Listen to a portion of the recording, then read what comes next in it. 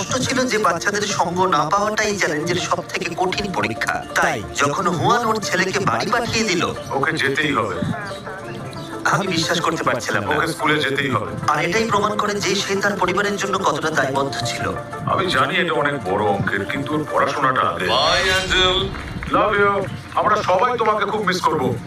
আর এখন দেখে মনে হচ্ছে এখানে একা টিকে থাকাটাই বোধহয় সব থেকে ভালো কৌশল। তুমি যেটা বললে সেটাই ঠিক, তুমি একদম ঠিক বলেছো।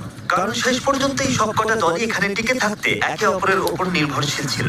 আমি দেখছিলাম পুরো একটা ছোটখাটো সমাজ গড়ে উঠেছে। গানার, তুমি কি চিকেন স্যান্ডউইচ খাবে? তবে একটা সমাজকে ধ্বংস করতে স্রেফ একটা বাজে লোকই যথেষ্ট। দেখুন, যখন আমি অনেক দরকারি জিনিসের সাথে মজার জিনিসও রেখেছিলাম, এই যেমন ধরুন রান্নার বার্নার আর এই বাস্কেটবল রিং।